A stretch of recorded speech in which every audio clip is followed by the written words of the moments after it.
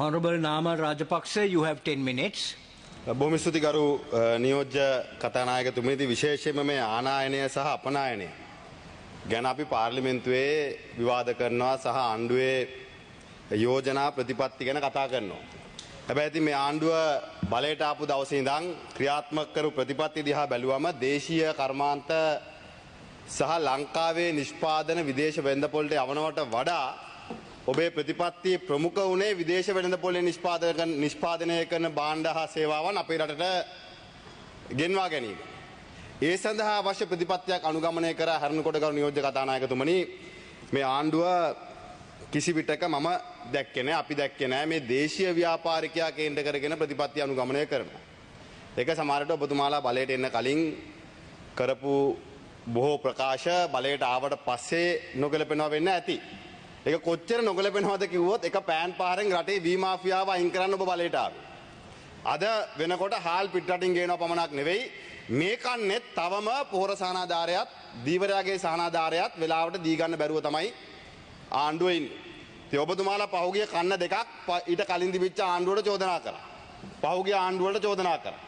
ඉතින් ඔබ තව දුරටත් මේ කන්නේදීත් පහුගිය ආණ්ඩුවලට චෝදනා කරනවද? එහෙමත් නැත්නම් මේ ප්‍රශ්න වලට අවංකව විසඳුමක් හොයන්න කටයුතු කරනවද කියන තීන්දුව අපට ගන්න පුළුවන්. ඔබට තර්කයක් විදිහට ගේන්න පුළුවන් මිනිස්සු කජු කනවා වගේ ලුණු කන්නේ නැහැයි කියලා. හැබැයි ඉතින් ලුණු අවශ්‍යයි. ඉතිහාසයේ ලුණු පිටින් ගෙන ආපු කාලේ අපිට ඉතාමත් ස්වල්ප වශයෙන් තමයි මතක තියෙන්නේ. මේ අවුරුදු 30 40කට එහෙම මතකයක් නැහැ.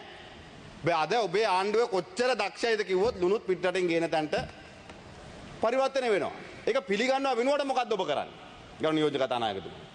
අමාත්‍යවරයා ගිහිල්ලා කියනවා තව මාසෙන් ලුණු ඊළඟ කන්නේ ලුණු අපි ගේන්නේ නැහැ. කවදාවත් ගේන්නේ නැහැ කියලා. ඒ කියපු ඇමතිවරයා ඊට පස්සේ තව ටික දවසකින් කියනවා අපි කැබිනට් පත්‍රයක් දැම්මා ලුණු චුට්ටක් අවශ්‍යයි. ඒ හින්දා අපි ලුණු ගේන්න යනවා කියලා. හාල් පිටින් ගේන්නේ නැහැ. වී ගොවියා ආරක්ෂා කරනවා කියලා ඔබ බලයට ආවේ. එහෙම ආපු එක්කෙනා අද කියනවා නෑ මේකේ මාෆියාව බින්දින නම් අපි අලුත් මාෆියාවක් හදන්න ඕනේ. මොකද්ද? පිටරටින් හාල් ගේන මාෆියාව. හැබැයි පිටින් හාල් කියලා දෙන එක මේ රටේ ජනතාවට අඩුවට හම්බ වෙනවා කමකුත් නැහැ. හැබැයි අඩුවට හම්බෙන්නෙත් නැහැ. ඒ හම්බෙන්නේ තවත් වැඩි ගානකට. මම දැක්කයි අපේ අර්ජුනා මන්ත්‍රීතුමාට එක්තරා අමාත්‍යවරයෙක් ඒ පැත්තෙන් මේ ලුණු සම්බන්ධයෙන් ආරවුලක් ඇති කරගත්තා. එතුමාගේ තර්කය උනේ ලුණු බෙදා හැරීමේ ක්‍රමවේදයක් හදන්න.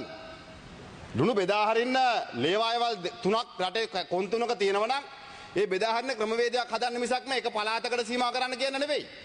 නැත්නම් මටත් කියන්න පුළුවන් හම්බන්තොට ලුණු හම්බන්තොට විතරක් දෙන්න කියලා. නේ? ඒක තේරුම් ගන්න බෑ. ඉතින් එතුමාගේ උතුරේ තියෙන ලේවායේ ලුණු ටික උතුරු මැදට නැගෙනහිරට බෙදා හරින්න ක්‍රමවේදයක් හදන්න. ඇයි ඒක කොළඹට ගිහලා ආයවන්න කියලා. ඉතින් අමාත්‍යවරයාට ඒක තේරුම් ගන්න බැරුව ඒකත් ජාතිවාදයට ගේන්න හදනවා. මොකද දැන් එක පැත්තකින් එතුමන්ලා එක පැත්තකින් ඩයස්පෝරාවට එක පොරොන්දුවක් දුන්නා, ක්‍රියාත්මක වෙන තව පොරොන්දුවක්. නේ?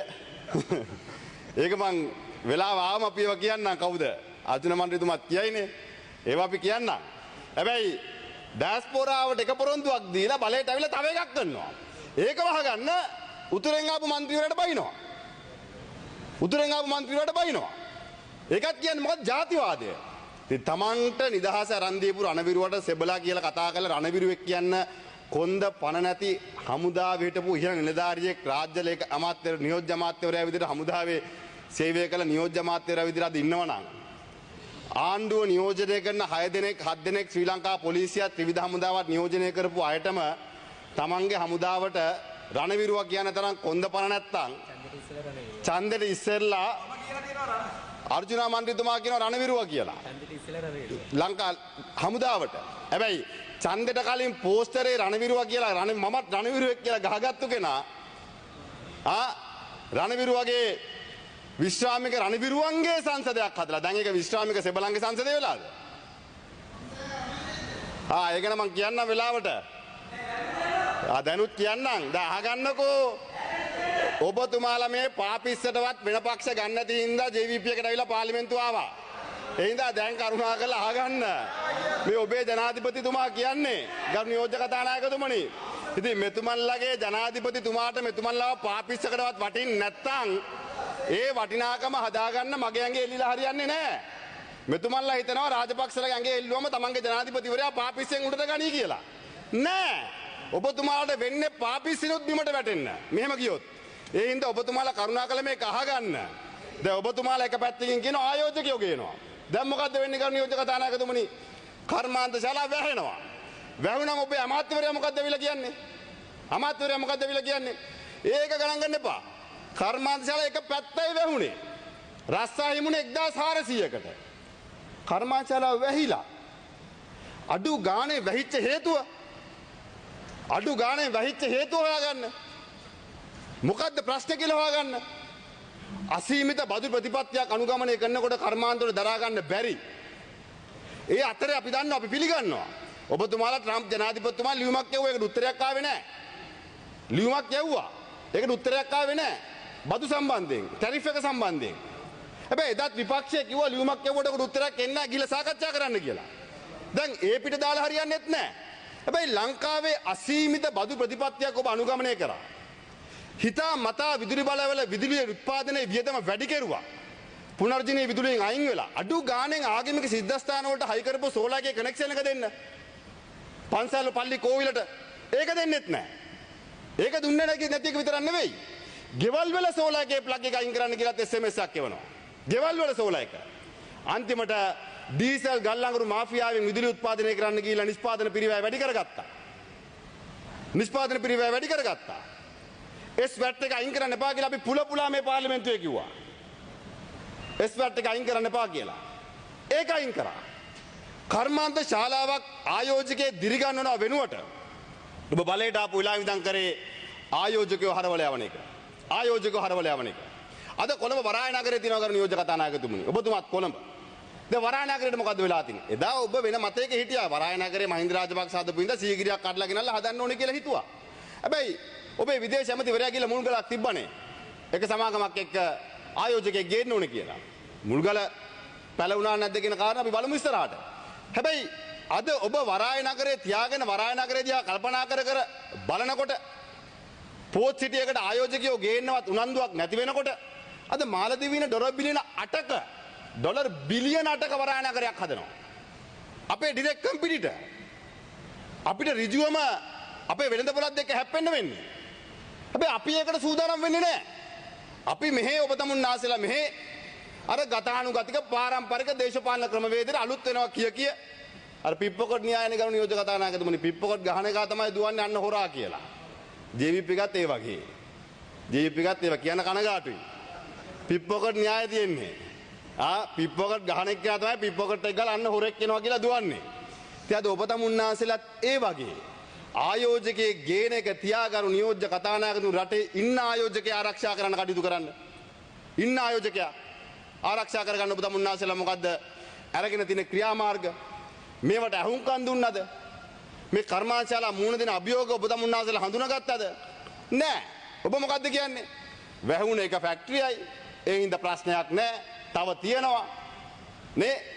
අපි ඒකේ භාගයයි වැහිලා තියෙන්නේ. එහෙම නැත්නම් ඇඟලුම් කර්මාන්තශාලා එහෙම ලොකු ප්‍රශ්නයක් නෑ. තව ගේන්න පුළුවන් අපිට. ඕවා හොඳයි පක්ෂ සම්මේලනයේට. යාර ජනාධිපතිතුමා කිව්වේ පාපිස්ස ගැන. ඒ පක්ෂ සම්මේලනයේ කතාවේද ඒක ටීවී එකේ ලයිව් ගියා. මට කරන්න දෙයක් නෑ ඒකට. ඒකට අපේ ප්‍රශ්නයක් නෙවෙයි. අපක්ෂ අභ්‍යන්තරව කරපු සාකච්ඡාවක්.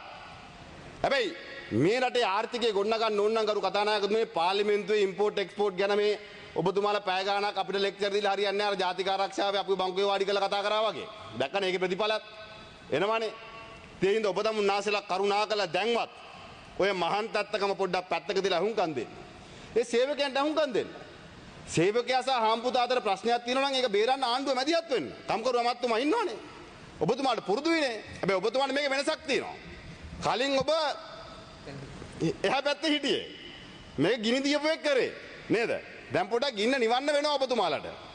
මොකද දැන් ගිනි තිබ්බොත් රස්සා ටික අහිමි වෙනවා. රස්සා ටික අහිමි වුණාම නාම Rajapaksa you have 2 more minutes. බොහොම ස්තුතියි කරු නියෝජක කතානායක. දැන් ඔබ තමුන්නාසලා පෞගිය කාලේ වගේ ගිනි තිබ්බොත් මොකද වෙන්නේ? ඉතුරු කර්මාන්තශාලා ටිකත් වැහෙනවා. ඒ හින්දා දැන් ඔබ තමුන්නාසලා ගිනි තියන්නේ නැතුව මේ ගින්න නිවන්න පක්ෂයක් විතර ආණ්ඩුවක් විතර මැදිහත් වෙන්න ඕනේ. ඉතින් අද මේ එක කර්මාන්තශාලාවක් විතරයි කරු නියෝජක කතානායකතුමනි. තව කර්මාන්තශාලාවල් කීයක් වැහෙයිද? අපි දන්නේ නැහැ. ඔබ දන්නේත් නැහැ. මොකද ඔබට කියන්නේත් නැහැ දැන්. එච්චරට ඔබ ගණන් ගන්නේ නැහැ. වෙනද නම් කර්මාන්තශාලාවක් අපහසුතාවයකට පත් වෙනකොට බියෝයක දැනුම් දෙනවා. කම්කරු අමාත්‍යාංශය දැනුම් දෙනවා. සාකච්ඡා කරනවා. මම දන්නේ දැනුම් දීලා ඔබතුමා දැනුම් දුන්නේ නැහැ කියලා කිව්වද කියන්නේ මම දන්නේ නැහැ. ඒක අපි දන්නේ නැහැ නේ. අපිට ඇහෙන්නේ ඔබතුමාලා කියන කාරණේනේ. හැබැයි දැනුම් දීලා නැත්තම් ඒ කියන්නේ ඒ කර්මාන්තශාලාවේ හාම්පුතා මේ රටේ ආණ්ඩුව කම්කරු අමාත්‍යාංශයව BOI එකව සත 5කට ගණන්ගෙන නැහැ. වැඩක් නැහැ කියලා හිතුණා වැහුවා ගියා. මාස දෙක පඩි දුන්නා ගියා. ඒ හින්දා කරුණාකරලා දැන්වත් මේ පනත් කියන එක හොඳයි කරු නියෝජක මට විනාඩියක් දෙන්න විතර කතා නැවතුනේ පනත් කියන එක හොඳයි.